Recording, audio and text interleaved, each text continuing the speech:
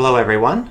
So there's a few topics I wanted to discuss today. The first one has to do with Cardi B as well as Pink, because I see a lot of people discussing both of these topics, but I haven't seen anybody else put the two issues next to each other and actually compare them. And that might not seem obvious to most people, but I think it makes a lot of sense actually. And I'll be defending the very unpopular position that what Pink has done is actually worse than what Cardi B has done.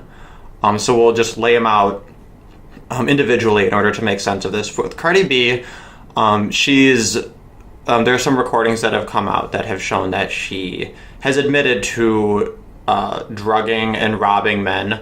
Another clip where she basically admits that when men are in this state where they're essentially incapacitated, that she tricks them into having sex with trannies, and then later on reveals it to them to kind of shock them or get revenge on them, whatever. So a lot of people are disputing the claim that Cardi B is a rapist, but cheat on me, I'll be like, guy, I'm gonna take him out, we're gonna get drunk, I'm gonna get him all perked up and everything, we're gonna have a good time, get him super twisted, then bring a bitch around, we're gonna have a threesome. And when he wake up, he gonna be like, what the fuck? Yeah, because the bitch was a tranny. I'm be like, yup, we had a threesome with a tranny.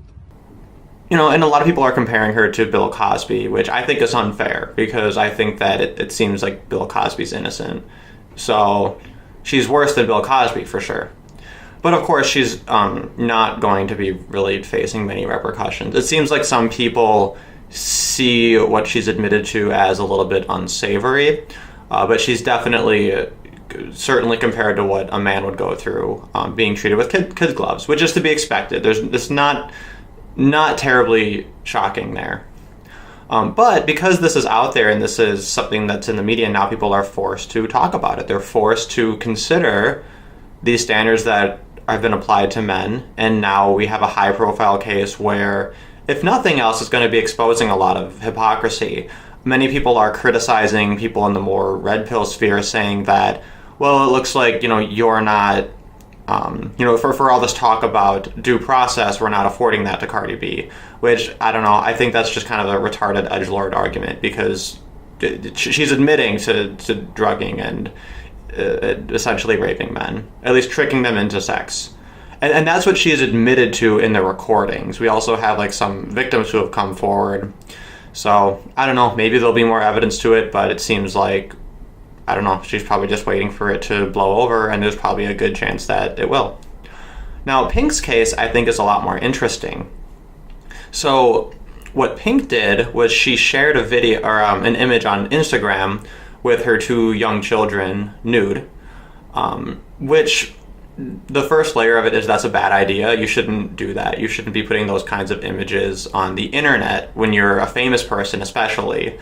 This was something I remember, I think a couple months back on Honey Badger Radio, that Hannah Wallen had discussed. She was saying, you don't put those kinds of videos or those kinds of images on the internet, because what people aren't realizing is, the internet is a global platform, even if it's limited to a sphere of friends or limited to a private setting.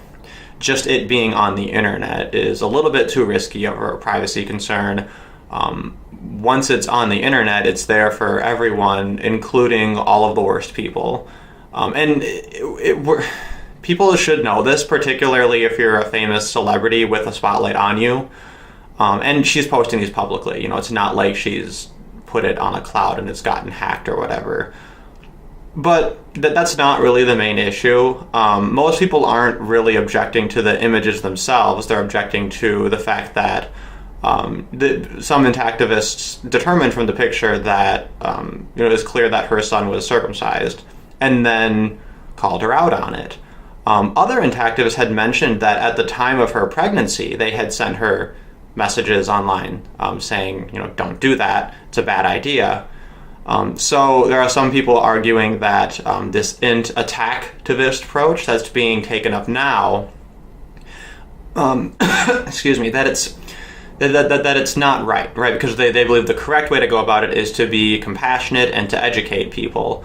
But there's this apparently some evidence that that approach was already taken. And when confronted about this, Pink confirmed that yes, this was the case, that she did circumcise her son, and she's defending the practice, and she's playing the victim, and she's doubled down. And this is basically the perfect scenario in terms of justifying, the int-attactivist approach. So it's not a popular position, but definitely I defend all of the essentially harassment. It's essentially just straight up harassment. But yeah, she deserves it, because it seems to me that this is one avenue that not a lot of people are willing to take in order to address this issue. And I think more people need to be willing to address it. With anything that's morally heinous or outrageous, we don't have a problem calling it out once it's already socially considered to be heinous. So if you want to push the Overton window and get us into a society where this is something that's unthinkable, then what you have to do is you have to treat it as though it's something that's already socially unthinkable, and just admit the fact that you're ahead of the curve. I know that sounds really arrogant, but this is a really serious no-brainer issue, and that's true in multiple senses. It's a no-brainer issue because if you stop and think about it for even a moment, you realize what the correct position is.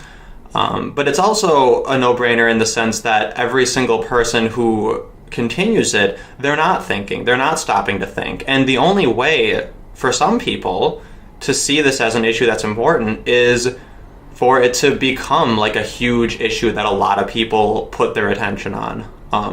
Now, that's not to say that it's the only approach. And ideally, what you do is you start with an approach that's a little bit more tepid, a little bit more kind, if you have the patience for that sort of thing. I personally don't really. So I wait for somebody who's unapologetic and who, needs to have it delivered to them in a really non-sensitive way, in a really mean, a really abrasive way. But you take multiple different approaches, and when what you're doing doesn't work, eventually you need the int-attactivist to come in there and to say what no one else is willing to say. So, yeah, I think it's great that int-activists have capitalized on that issue. And basically, Cardi B could drug and rape 100 men, and if that would, in a crude analysis, if that were to prevent one instance of circumcision, I think the circumcision's definitely worse. Absolutely. Because if you circumcise an infant, that's every single time they have sex, there's a third party involved, and there's nothing they can do to escape that. That's every single time they look at their penis, every time they urinate, every time. There's some other person has forced themselves into that situation. So I take every opportunity I see to compare it to things like rape, to molestation, to genital mutilation, to say that it's worse, to force people to acknowledge that it's a serious problem, that in terms of sexual violence in America, it's easily the number one issue. And any person who is, discussing issues related to consent, related to bodily autonomy, related to bodily integrity, related to public health, it really is at the nexus of so many different topics and is clearly far and away the most important issue. And as I mentioned before, in terms of advocacy and activism, it's probably the number one issue in terms of effort to output, because, as I said, it's a no-brainer. All you have to do is get people to think about it. All you have to do is put the issue out there, and it's an issue that's so taboo that there's so much silence around it that we have this amazing opportunity to literally prevent rape by bitching at people in comment sections on Facebook. So, if you haven't already, if you're someone who uses, really it seems like they're active on Facebook, but I think they probably have social media elsewhere. But anyway, follow Bloodstained Men wherever you see them. They will share people's posts when they publicly say that they're going to do this, or whenever anyone mentions it. They find the post, they share it, and then if the post is public, it gets mobbed. And a lot of people are not prepared for that, and it forces them to realize that it forces them to see it as a non-normal issue. It forces them to think about it. It forces them to take a step back and think about what they're doing. And every single time this happens, you do see a multiplicity of approaches. You see people who are sending them links. You see people who are trying to educate them. You see people who are pointing out that, it's wrong to do for various reasons and in various tones. So it's a whole multiplicity of approaches, and I endorse every single one of those approaches. So that's my quick spiel on the Cardi B situation, the Pink situation, and why I think that what Pink has done is actually worse in terms of, categorizing, what's important. Definitely. And the reason is because when it comes to calling out things that are wrong, people really, really like things that are easy, that are obvious. And I think it's so easy to say it's wrong to drug and rob and rape people. Like, no duh, Why is it somehow less obvious that you shouldn't cut your children? Anyway, thanks for listening. Have a good day.